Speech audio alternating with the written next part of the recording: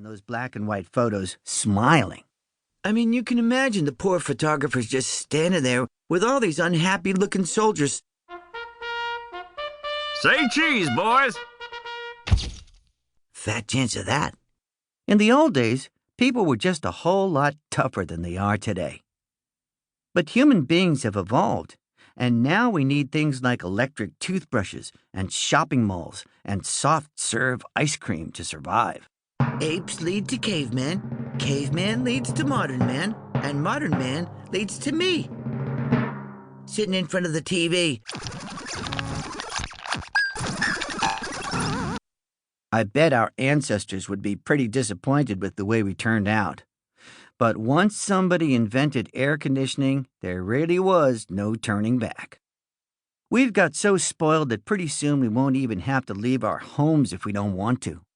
Just imagine it. We'll have drones arriving at our windows. Your burger is served. I said no mayonnaise. In fact, the way we're headed, I'll bet 1,000 years from now, human beings won't even have spines. Some people complain that all this technology has made us soft, but if you ask me, that's not necessarily a bad thing. There are all sorts of luxuries nowadays that make people's lives better. Take baby wipes, for example. People were using regular toilet paper for hundreds of years, and then all of a sudden, some genius came up with an idea that was a total game changer.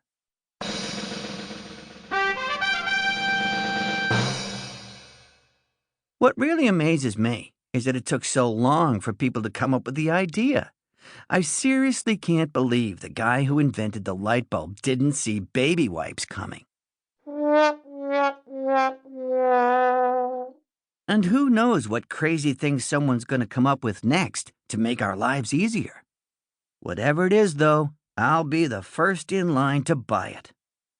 But if Mom had her way, we'd be living like people did before there were computers and mobile phones and baby wipes. And I really don't want to imagine living in a world without baby wipes. Sunday. Dad says when he was growing up, in the summertime, kids played outside all day until they got called home for dinner at night.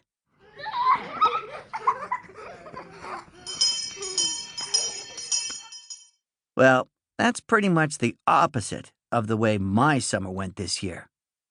I spent July and August at film camp, where all I did was watch movies in an air-conditioned cinema for 8 hours a day. The main reason I signed up for film camp was because I thought it was for people who are serious about movies, like me. But I found out it was really just a place where parents could dump their kids off for some cheap babysitting. There's hundreds of kids in there, going crazy.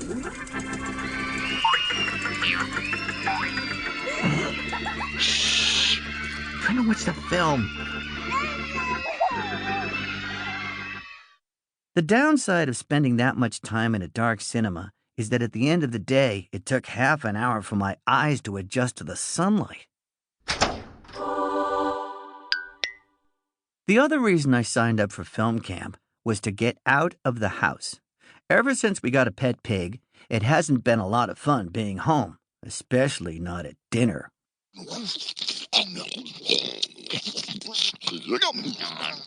For the record, I think it's a terrible idea letting the pig eat at the table, because it already thinks it's a human being. And the last thing we need is for it to think it's on equal footing with the rest of us. Right after we got the pig, Mom thought it would be fun to teach it some tricks. So she would give the pig a cookie when it stood on its hind legs. So the pig stands up. Yay! Now you get a cookie.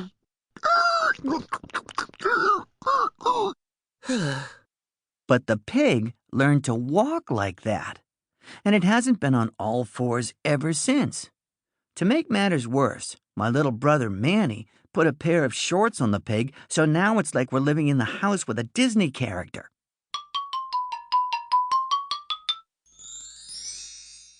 Mom used to take the pig outside, but after it started walking upright, it decided it was